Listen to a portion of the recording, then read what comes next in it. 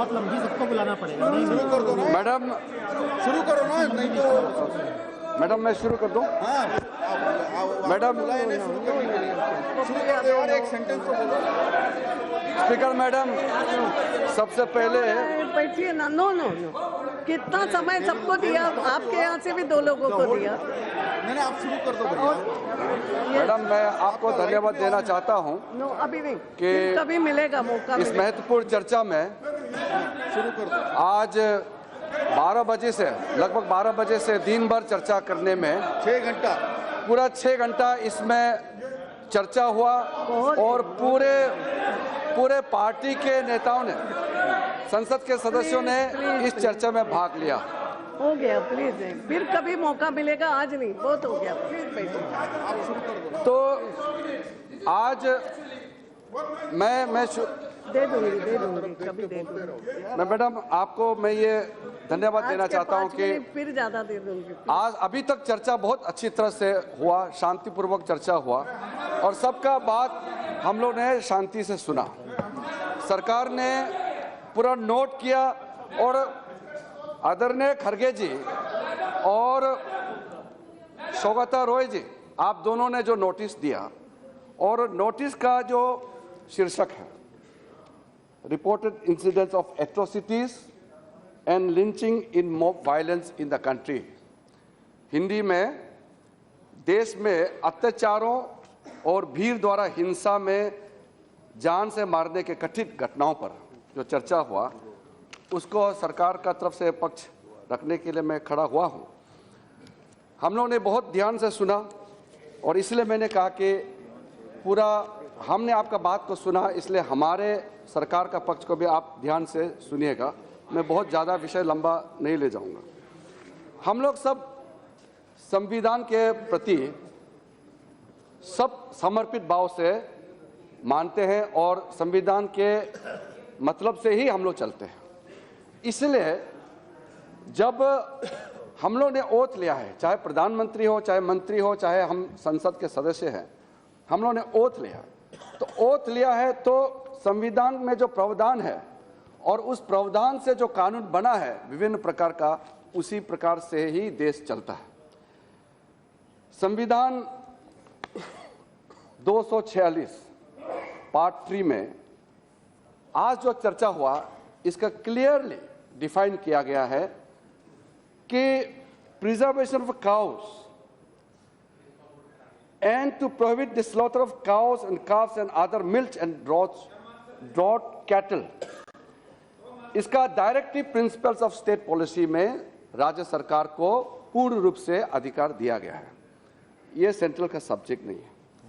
Entry 15 of the state list of the 7th schedule में preservation, protection and improvement of stock and prevention of animal diseases, veterinary training and practice, ये भी state को दिया गया है। उसके बाद सेक्शन 39 सीआरपीसी में ये क्लियरली डिफाइन किया गया है कि जब भी इस तरह का घटनाएं, any incident related to cattles और बोवाइन और milk cows, milk cattles, if any incident related to that is appeared before any person, he must report it to the nearest magistrate or police officer. And based on section 39 of the CRPC, the Ministry of Home Affairs had reminded again the latest.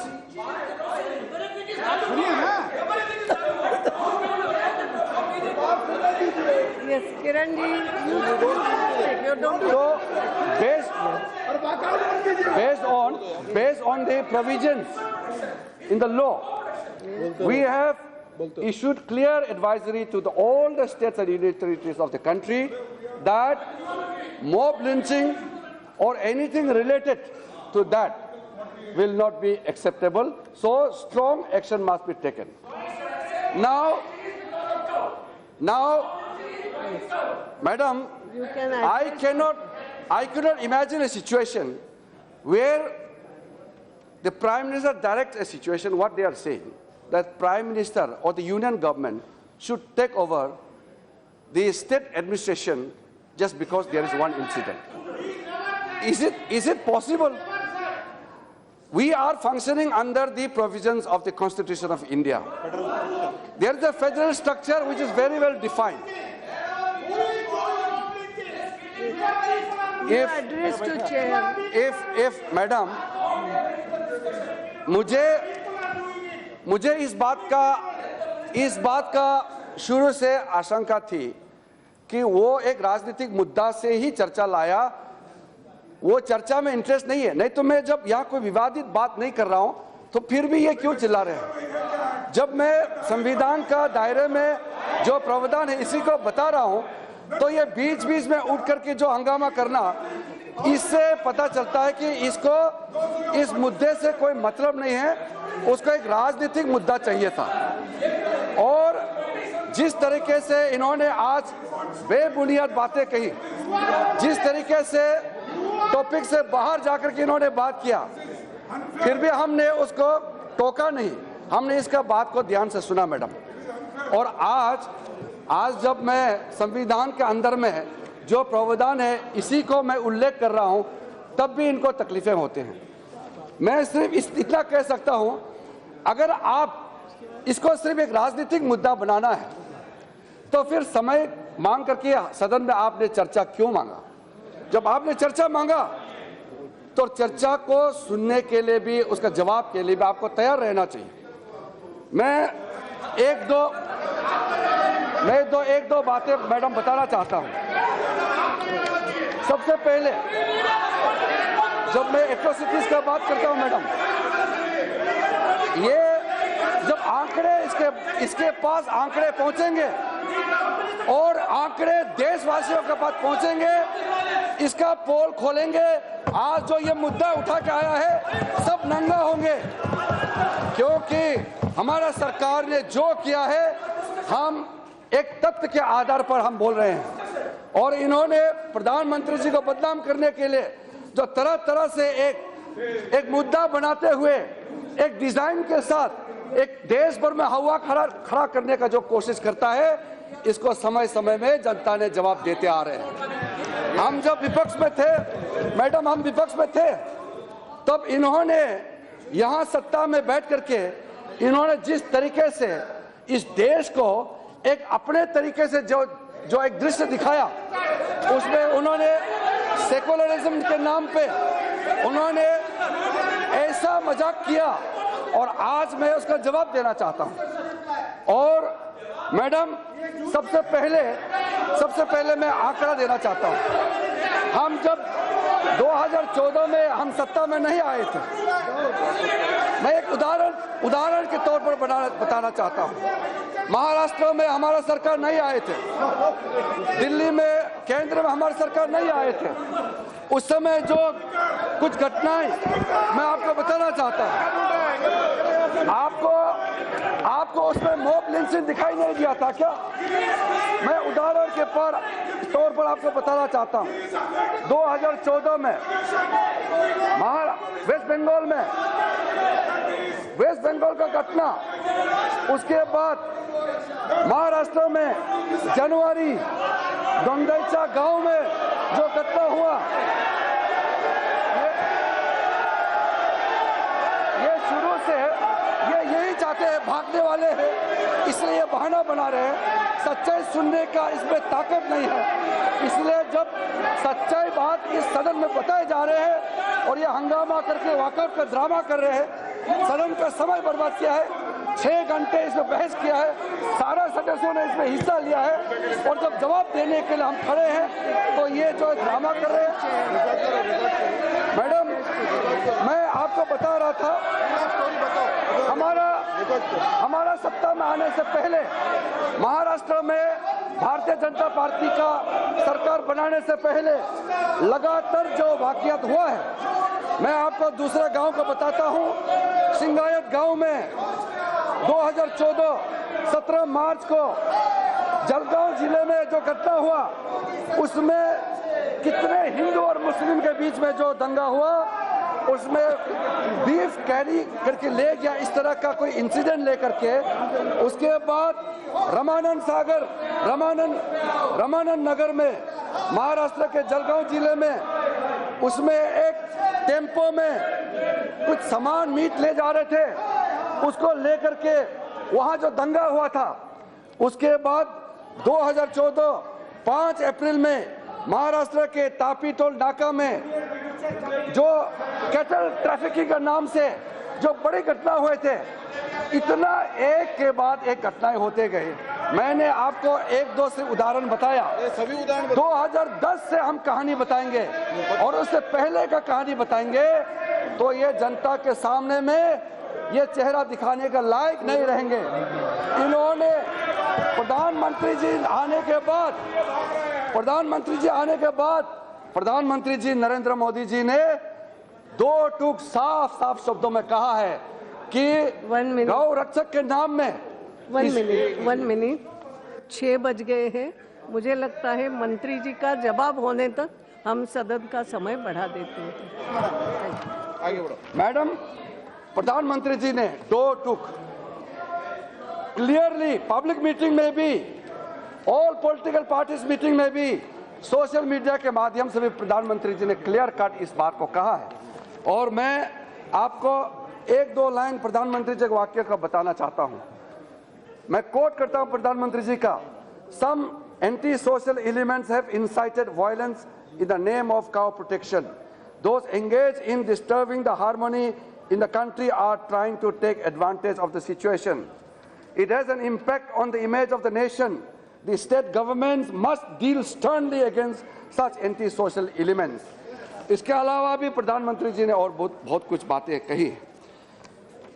इससे पहले आप बताइए, जो मैंने आपको कहानी बताया, mob lynching, cattle smuggling को लेकर के, बीफ के नाम में इस देश में जितना इंसिडेंट हुआ, मैंने कुछ गिनती बताया और कितना आपके सामने में मैं और साबित कर सकता हूं तथ्य, जो हमारे पास पूरा रिकॉर्ड है। उस समय के प्रधानमंत्री, उस समय के आपके नेतृत्व ने कभी कंडेम किया है इस चीज को? बताइए। हमारा प्रधानमंत्री जी ने कंडेम किया है और राज्य सरकार को कहा है कि कदम उठाना चाहिए। आपके सरकार, आपके प्रधानमंत्री तो कभी एक शब्द भी इसका जिक्र नहीं किया। आपने कभी इसको इशू बनाया? आपने समय समय में जो इशू बनाया, मैं आपको 2 मिनट बाद में उसको बताता हूं। लेकिन आपने एट्रोसिटीज के नाम लेकर के, दलितों और मुसलमानों का नाम लेकर के आपने जो वोट बैंक का राजनीति किया, मैं आपको बताना चाहता हूं, हमारे सत्ता में आने से पहले भी और सत्ता में आने के बाद भी पूरा हमारे पास तथ्य है, हमारे पास फिगर्स है। फिगर्स आपके सरकार का भी था, हमारे सरकार का भी है। ये फिगर हमने नहीं बनाया। और मैं दलितों का बात करता हूं, ये एक ट्रेन है इस देश में, काफी सालों से एक ट्रेन चलता आया है। There is a trend which is not created by any government, ये चलते आया है। इसमें सबसे ज्यादा शेड्यूल कास्ट के ऊपर में जो एट्रोसिटीज हुआ है, वो उत्तर प्रदेश नंबर 1 रहा है 2016 का रिकॉर्ड के मुताबिक। 2016 हमारा सत्ता आया है भारतीय जनता पार्टी का 2017 में। 2016 तक का जो रिकॉर्ड है, उसमें number 1 Uttar Pradesh, number 2 Bihar, number 3 Rajasthan, number 4 Madhya Pradesh, number 5 Andhra Pradesh. और ये हमारा सत्ता में आने से ये फिगर बदला नहीं है।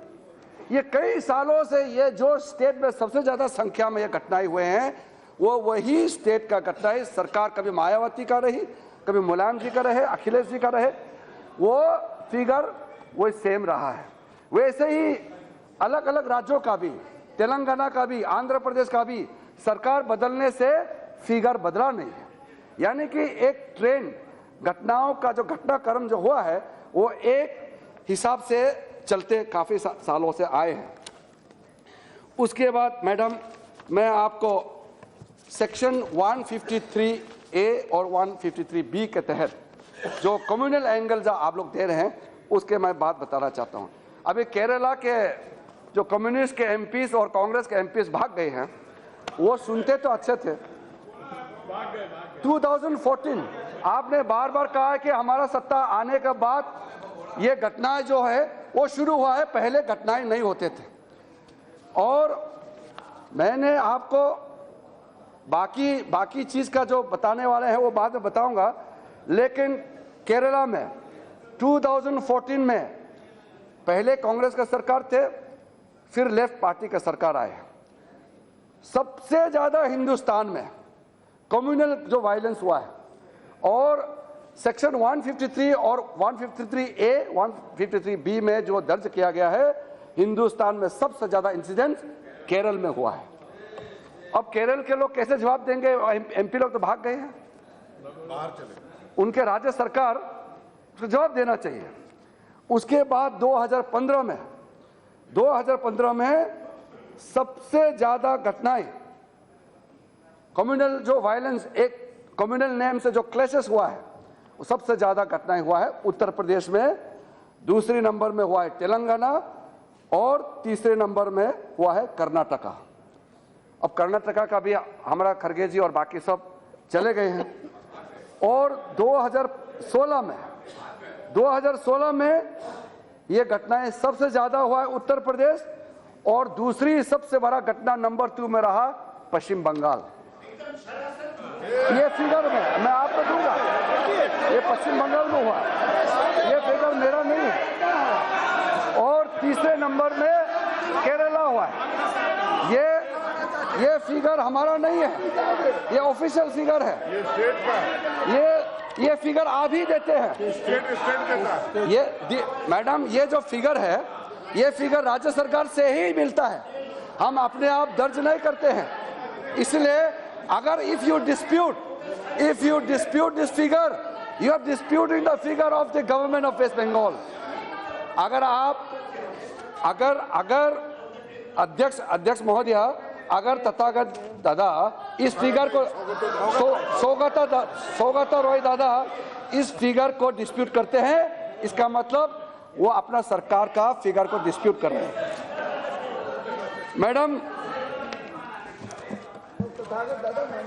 मैडम, जो मैं घटनाएं को, जो आपने जो केंद्र सरकार को जो ब्लेम करने का कोशिश किया, एक जो नोटिफिकेशन जारी हुआ, जो अभी सुप्रीम कोर्ट ने उसको स्टे किया हुआ है, Madurai bench, Madras high court ने उसको स्टे किया, जिसको बाद में फिर से सुप्रीम कोर्ट ने ऑल ओवर कंट्री में इसको स्टे दिया गया है। इसलिए सब जुडिस होने के कारण मैं उस विषय में ज्यादा लंबा से नहीं जाना चाहता हूं, लेकिन आप राज्य सरकार और केंद्र सरकार को मिलकर के काम करने के लिए अच्छा सुझाव देने के बजाय आप खामखा इसको बार बार प्रधानमंत्री जी को टारगेट करके, केंद्र सरकार को टारगेट करके आप क्या प्राप्त करना चाहते हैं?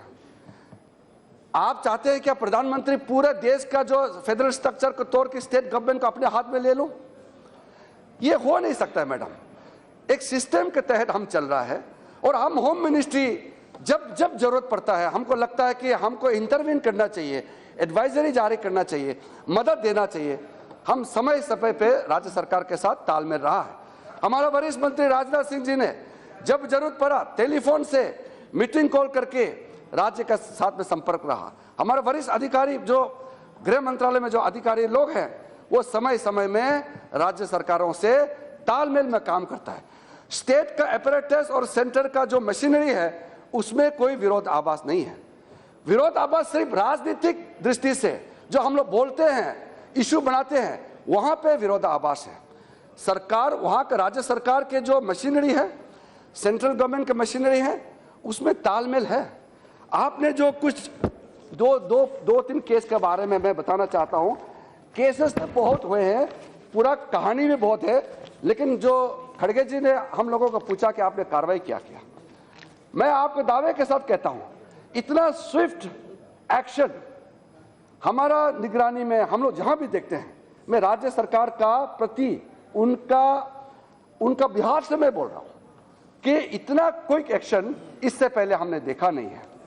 राजस्थान में जो घटना हुआ, राजस्थान में 200 लोगों का एक जमावड़ा हुआ, और वहां में एक घटना हुआ, मोहम्मद पहलू खान का जो घटना आप लोगों ने जिक्र किया, तुरंत कोई विलंब किए बिना बिना विलंब किए एफआईआर लॉन्च किया और 5 लोगों को तुरंत गिरफ्तार किया गया है, जेल में डाला गया, उसको अरेस्ट हो गया। उसके बाद हरियाणा में पालवाल फरीदाबाद में जो घटना हुआ 23 जून 2017 का जो घटना हुआ, उसमें 4 मुसलमान भाइयों को जो मारने का घटना सामने में आया, उसके तुरंत बाद कार्रवाई हुआ और उसमें 4 लोगों को तुरंत उसको अरेस्ट किया गया है।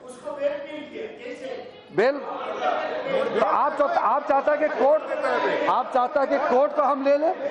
अध्यक्ष महोदय, इतना वरिष्ठ नेता होते हुए, इतना वरिष्ठ सांसद होते हुए वो चाहते हैं कि जुडिशरी का काम भी सरकार ले ले क्या? बेल किसको देना है नहीं देना है वो भी सरकार तय करेंगे क्या? वो स्पीकर मैडम, मैं कभी कभी ताज्जुब होता हूं कि इतना वरिष्ठ नेता भी स्लिप हो सकता है और गलत बात बोल सकते हैं। आप ऐसे बात मत कीजिए मैडम। झारखंड का जो घटना की बात है, 27 जून झारखंड में 55 वर्ष का मुस्लिम जो डेयरी ओनर है मोहम्मद उस्मान अंसारी के साथ जो घटना हुआ था, उसके बाद जो कुछ एक मॉब ने आग जलाने का घटना हुआ था, पुलिस ने तुरंत उसमें कार्रवाई किया और उसमें कोई, हमने हिसाब जो लिया है, रिपोर्ट लिया है, देखा है, राज्य सरकार की तरफ से कार्रवाई करने में कोई कमी नहीं है। उसके बाद झारखंड में दूसरा घटना अलीमुद्दीन अलियास असगर का घटना हुआ, उसमें एफआईआर लॉन्च हुआ, 7 लोगों को गिरफ्तार किया गया है। महाराष्ट्र में नागपुर में जो घटना आप लोगों ने, काफी लोगों ने जिक्र किया, उसमें 4 लोगों को गिरफ्तार किया गया है। इससे पहले जो घटनाएं मैंने जिक्र किया, आप लोग ताज्जुब होगा, सारा का सारा मैडम, मैं अगर यहां में तथ्य रखूंगा तो आप खुद को शर्मिंदा होगा कि आप लोगों ने इस मुद्दा को यहां उठा करके हमको उंगली उठाने का काम किया। हमने कानून के मुताबिक जो कार्रवाई करने का काम किया है, उतना स्विफ्ट उसका मुकाबले कोई नहीं कर सकता है। और मैडम, आप लोगों ने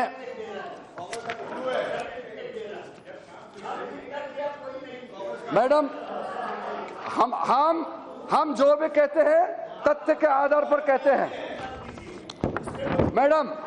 उसके बाद तथागत जी जब हाउस से बाहर मिलते हैं तो बहुत अच्छा होता है, स्वागत रहे, आप ऐसे बिहेव करते हैं, आपके नाम भी मैं भूल जाता हूं, स्वागत दादा। आप हाउस से बाहर जब भी मिलते हैं तो आप इतना अच्छा से व्यवहार करते हैं, इतना लर्नेड, इतना अच्छा आपका एक जेंटलमैन का व्यवहार करते हैं। सदन में आता है तो आप कांग्रेस लोग से मिल करके आप क्यों बिगड़ जाते हैं, मुझे समझ में नहीं आता है। आप एक जानकारी आदमी है और एक अनजान की तरह बात मत कीजिए। स्पीकर मैडम, हर राज्य ने अपने अपने तौर पर संविधान के मुताबिक कानून बनाया है। अभी तक 24 राज्यों ने और 4 केंद्र शासित प्रदेशों ने 24 states and 5 union territories have framed their own laws on banning or restricting of the slaughter of animals and their progeny. ये आप अभी बताता हूं। थोड़ा सुन लिए। उसके नाम मैं बता सकता हूं। उसके बाद अभी तक 5 राज्यों ने और 1 केंद्र शासित प्रदेश ने इस विषय को लेकर के कोई कानून नहीं बनाया। बंगाल ने कानून बनाया और उस कानून के तहत काम करे। अब अपने मुख्यमंत्री जी को बोलिए, आप वरिष्ठ नेता है, कार्रवाई जो करना है उसके तहत कीजिए। ये जो 5 राज्य है, जिसमें केरल भी है, 5 राज्य और 1 यूनियन टेरिटरी जो कानून नहीं बनाया, वो अपने हिसाब से कानून बना सकते हैं, क्योंकि संविधान में वो उसके दायरे पे है। वो किस तरह से कानून बनाना है उसके ऊपर है। और आपको ये जानकारी मैं देना चाहता हूं कि हर राज्य का कानून एक दूसरे से भिन्न है। लॉ का जो प्रोविजंस है सारा राज्यों का एक समान नहीं है, और उसके तहत जैसे वो कार्रवाई करना चाहता है वो कर सकता है, उसमें हम हस्तक्षेप नहीं कर सकते, क्योंकि clear cut directive principles of state policy के माध्यम से और जो स्टेट सेंट्रल लीज का बाइफर्केशन सब्जेक्ट के मुताबिक से, और जो आर्टिकल 246 पार्ट 3 में जो पावर दिया गया है लेजिस्लेचर का पास एब्सोल्यूट पावर है, उसके तहत हम हस्तक्षेप नहीं कर सकते हैं। लेकिन जब देश में एक छवि खराब होता है, माहौल खराब होता है, तो हमारे होम मिनिस्ट्री के माध्यम से हम जरूर एडवाइजरी जारी करते हैं और हम रिपोर्ट लेते हैं। मैडम, आज इस चर्चा के दौरान काफ़ी एलिगेशन लगाया और काफ़ी बातें को घुमा फिरा करके हमारा ऊपर आरोप लगाने का कोशिश किया। मैंने कहा कि ये चर्चा में दो बिंदु है, एक एट्रोसिटीज जिस पे मॉब लिंचिंग है, या आप दलितों के ऊपर अत्याचार का, मुसलमानों के ऊपर में, या गरीबों के ऊपर, या एक कम्युनल क्लैशेस होता है, तो अलग अलग किस्म का जो घटनाएं को लेकर के आप एट्रोसिटीज एंड मॉब लिंचिंग को लेकर के चर्चा आपने किया। काफी दिनों से आपने एक इसको बनाया नॉट इन माय नेम करके। कभी इंडिया गेट में कुछ लोगों को आप लोग तालमेल करके वहां कैंडल लाइट जला करके प्रोटेस्ट करवाते हैं, लेकिन मेरा कहना है कि मॉब लिंचिंग जो है it's one of the worst form of crime. कोई इसको समर्थन कर नहीं सकते हैं। इसलिए प्रधानमंत्री ने दो टुक क्लियर शब्दों में इस बात को कहा है, कड़े शब्दों में निंदा किया है और कार्रवाई करने के लिए भी कहा है। मैं ये चाहता और सरकार ये चाहता कि चाहे वो इंसिडेंट बंगाल में हो, चाहे केरल में हो, चाहे दिल्ली में हो, चाहे राजस्थान में हो, हर जगह जब जब ये इंसिडेंट होता है तो उसको कंडेमनेशन यूनिवर्सली होना चाहिए था। आप जब आपका राज्य में जब घटना होते हैं तो आप चाहते हैं कि इसका चर्चा ना हो। हाँ, सिलेक्टिव एमनेशिया जो बीमारी एक आजकल हो गया है, उसके मुताबिक आप चुन चुन के क्यों कुछ मुद्दा आप उठाने का कोशिश करते हैं। और इससे पहले आपने एक इस देश में माहौल खड़ा किया, उसका नाम था इंटॉलरेंस। असहिष्णुता का नाम से एक चर्चा शुरू हुआ, लेकिन जनता ने उसका जवाब देने के बाद वो चर्चा बंद हो गया। फिर आप ढूंढने लगा कि दूसरा एक मुद्दा हमको तलाशना चाहिए। अवार्ड वापसी का आपने चर्चा चलाया। जब सारा अवार्ड वापसी करने वालों का पोल खुल गया तो फिर आपने दूसरा एक टॉपिक ढूंढने शुरू कर दिया। फिर आपने फ्रीडम ऑफ एक्सप्रेशन, और फ्रीडम ऑफ एक्सप्रेशन के नाम से जो देश को गाली देने का काम किया उन्होंने, मैं आज भी कहता हूं, फ्रीडम ऑफ एक्सप्रेशन के नाम से अगर देश को गाली देंगे तो हम आपको माफ नहीं करेंगे। फ्रीडम ऑफ एक्सप्रेशन का मतलब यह नहीं कि आप भारत माता को गाली दो। फ्रीडम ऑफ एक्सप्रेशन आपका लिबर्टी होता है। अब अपना जो कॉन्स्टिट्यूशनल राइट के बारे में बात कीजिए। इसलिए आपने आपका पार्टी नहीं, कांग्रेस के नेताओं ने वो जवाहरलाल नेहरू विश्वविद्यालय में जाकर के कुछ लोगों का साथ बैठ करके जो भारत तोड़ो नारा लगाने वालों का साथ बैठने का भी काम किया। जवाहरलाल नेहरू विश्वविद्यालय में सब लोग ऐसा नहीं है। जवाहरलाल नेहरू विश्वविद्यालय में मेजॉरिटी लोग वहां देशभक्त लोग ही है, वहां सब पढ़ने जाते हैं, लेकिन वहां का माहौल कुछ लोग ही खराब करते हैं। इसलिए हम जेएनयू को पूरा का पूरा हम ब्लेम नहीं कर सकते हैं। उसके बाद इस सदन में दिल्ली में जब चुनाव हो रहे थे, आम आदमी के हमारा साथी लोग बैठे हैं, चर्च को अटैक किया करके मैं खुद ताजुब हो गया।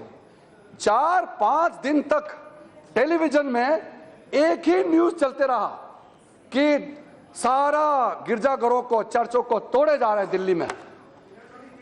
तो मैंने बहुत चिंतित हुआ। हमारे ईसाई भाइयों के साथ मीटिंग हुआ। मैं बोलता हूं कि तुरंत हम इसको कार्रवाई करेंगे। राजनाथ जी से भी मिले, राजनाथ जी ने भी मीटिंग बुलाया। मैंने तुरंत दिल्ली पुलिस कमिश्नर को बोला कि ये क्या बात है, मीडिया दिखा रहे हैं 4-5 दिन से कि दिल्ली में सारा जो चर्चों को ढूंढ ढूंढ के तोड़े जा रहे हैं, रिपोर्ट दो। और जब रिपोर्ट सामने में आया तो हमने सारा धर्मों का हमने रिपोर्ट मांगा। कम से कम 3 से 1 साल का घटना मैं बता रहा हूं। 300 से ज्यादा मंदिरों के साथ, यहां मंदिरों मतलब मंदिर के अंदर बाहर उससे जुड़े हुए घटनाएं हुई। कम से कम 30 से ज्यादा जो हमारा यहां सिखों का गुरुद्वारा है, गुरुद्वारा से जुड़े हुए घटनाएं हुए। और 40-50 का हमारा मस्जिदों में उससे जुड़े हुए घटनाएं हुए।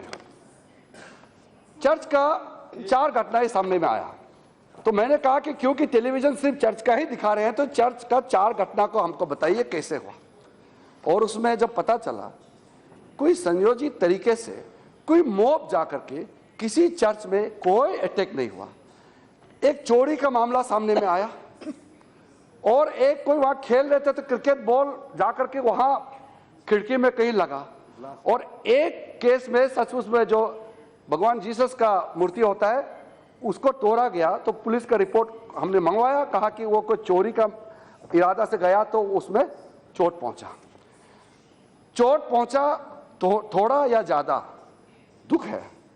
लेकिन चाहे वो हिंदू का मंदिर हो चाहे क्रिश्चियन का चर्च हो, अगर इसको मुद्दा बनाना है तो ये मुद्दा बनाना चाहिए कि हमारा धर्म स्थानों को प्रोटेक्शन मिलना चाहिए। लेकिन देश भर में जो आपने ऐसा एक माहौल खराब किया और विश्व भर में आपने कहा ना हिंदुस्तान का छवि को खराब करने की कोशिश किया, हिंदुस्तान का छवि को सबसे खराब सबसे बर्बाद करने की कोशिश आप लोगों ने किया है। पूरा दुनिया में भारत का ऐसा तस्वीर पेश किया कि यहाँ क्रिश्चियन मिशनरीज को और चर्चों को जलाया जाता है, टूटा जाता है, मारा जाता है, ऐसा आपने छवि पेश किया, जबकि ऐसा कुछ घटनाएं नहीं हुआ। कुछ बातें हैं मैं कांग्रेस के दोस्तों को याद दिलाना चाहता हूं। मैं अभी वो भाग गए, लेकिन बाद में उसको बताऊंगा।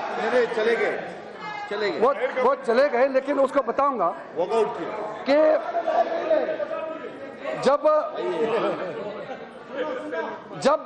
जब इंदिरा अध्यक्ष महोदया जी, इंदिरा जी का शासन का समय में यहां होम मिनिस्ट्री से कुछ ऑर्डर पास हुआ। उस ऑर्डर के मुताबिक मेरे प्रदेश, आपने मेरा प्रदेश का जिक्र किया, अरुणाचल प्रदेश में एक स्टैंडिंग ऑर्डर पास किया। वहां कोई भी क्रिश्चियन मिशनरीज, कोई भी पास्टर, कोई भी फादर, कोई भी हो, क्रिश्चियन के नाम से अरुणाचल में अगर इंटर करता है तो उसको अरेस्ट होना चाहिए। ये ऑर्डर कांग्रेस के समय में पास हुआ। मदर तेरेसा को जब वो अरुणाचल जाना चाह रही थी, उनको मना किया कि आप कहीं भी जा सकते हैं, अरुणाचल प्रदेश नहीं जा सकते हैं। ये ऑर्डर कांग्रेस के समय में पास किया। और अभी वहां से हम लोगों को बदनाम करते हैं कि बीजेपी आने के बाद सबको हिंदू बनाएंगे, क्रिश्चियंस का प्रोसिक्यूशन हो रहा है। आप मुझे बताइए कि भारतीय जनता सरकार आने के बाद अरुणाचल प्रदेश में एक भी ईसाई को, हमारे क्रिश्चियंस भाई बहनों को एक भी प्रोसिक्यूशन हुआ है तो मैं पद से इस्तीफा दे दूंगा। लेकिन कांग्रेस को ये जवाब देना पड़ेगा। हजारों लोगों को जो जेल डाला, घर जलाया दिया गया, जो क्रिश्चियंस के मशीनरी का जितना भी जो फंक्शनरीज को जो टॉर्चर किया और उस समय घर जला दिया गया, उसके लिए क्या कभी कांग्रेस माफ मांगेगी? आपका जो कारनामा है, आपका जो करतूत है, उसको तो आप छुपा के रखते हैं। और आप जब इस सरकार के खिलाफ बोलने के लिए कुछ नहीं है। भ्रष्टाचार सबसे बड़ा मुद्दा था। आज से 3 साल पहले प्रधानमंत्री आदरणीय नरेंद्र मोदी जी आने के बाद भ्रष्टाचार का इश्यू तो खत्म हो गया है हमारा केंद्र सरकार का डिक्शनरी से। तो आपके पास कोई मुद्दा नहीं है तो आप ये इंटॉलरेंस, अवार्ड वापसी और आज आप मॉब लिंचिंग के नाम से 6 घंटा इस सदन में आपने बहस लेकर के आने का काम किया। हम भागने वाला नहीं है। अगर हम तो वॉकआउट भी नहीं करते हैं। और मैडम आपको अच्छा से मालूम है, हम जब यहाँ 2004 से हम लोग जब अपोजिशन में एमपी थे, हम जब प्रोटेस्ट करते भी थे तो हम बहुत ही शालीनता से प्रोटेस्ट करते थे। और ये चेयर्स हम लोग बाहर जाते नहीं थे, जबकि हमारा नंबर में ज़्यादा फर्क नहीं था। हमारा 137 था, कांग्रेस का 145 था, करीब करीब बराबर नंबर था। फिर भी हम लोग जबरदस्ती करके यहाँ नहीं आते थे और स्पीकर के ऊपर में कागज नहीं फेंकते थे। हम लोग डेमोक्रेटिकली डिसिप्लिन के साथ हम लोग बहस में हिस्सा लेते थे। लेकिन आप लोगों ने कैसे ठोकते थे हमको। आपका एक वरिष्ठ मंत्री ने कहा कि हम सारा लोगों को बुलाएंगे मीटिंग में, बीजेपी को नहीं बुलाएंगे। हम लोग इलेक्टेड एमपी है, रिकॉग्नाइज अपोजिशन पार्टी है, फिर भी आप लोगों ने इस तरह का भाषण और इस तरह का वाक्य का इस्तेमाल किया है। और मैडम ये बहुत बड़ा देश है। मैडम मैं कितना मिनट और बोलना है? 5 मिनट। आपको मैं जवाब देना है तो मिनिस्टर। मैडम 1.3 लगभग बिलियन के इस देश में, इसमें स्टेट से यूनियन टेरिटरी से काफ़ी घटनाएं हुए हैं और जो गलत घटनाएं हुए हैं वो हम सब मिलकर के उसको खंडन करना चाहिए। इसमें पार्टीशन का बात नहीं आना चाहिए। कोई गलत अगर इस देश में घटना हुआ है तो देश के लिए ये दुखद बात है, इसके लिए कोई पार्टीबाजी का बात नहीं करना चाहिए। और मैडम इसमें किसी भी राज्य में कोई भी घटना होता है, कोई भी वायलेंस होता है, आप बताइए आज हमारा सरकार नरेंद्र मोदी जी का प्रधानमंत्री बनने के बाद कहीं कोई घटना हुआ है हमने सहायता देने से अगर मना किया है, भेदभाव किया है तो आप बताइए। हम चाहते हैं कि लॉ एंड ऑर्डर बनाए रखें। लॉ एंड ऑर्डर जो है स्टेट सब्जेक्ट है, उसको हर राज्य सरकार उसको बनाए रखे। हम लोग ये चाहते हैं और उसके लिए जो भी मदद सहायता केंद्र सरकार से चाहिए हमने कभी मना नहीं किया। लेकिन आप बार बार हमको आरोप लगाते हैं कि हमने इस देश का माहौल को खराब किया है। अध्यक्ष महोदय, देश का माहौल कैसे खराब होता है? देश का माहौल क्या भारत माता की जय लगाने से खराब होता है या भारत को टुकड़ा करो बोलने से खराब होता है? बताइए। देश का छवि या देश का माहौल कब खराब होता है आप बताइए? जब अफजल गुरु को फांसी देने के लिए समर्थन लोग जब करते हैं तब माहौल का खराब होता है या अफजल गुरु के समर्थन करने वाला लोग की वजह से देश में माहौल खराब होता है? आप ये बताइए। जब सर्जिकल स्ट्राइक होता है तो आर्मी को सैल्यूट करने से देश का छवि खराब होता है या आर्मी से सबूत मांगने वाला जो करते हैं तब हमारा देश का छवि खराब होता है?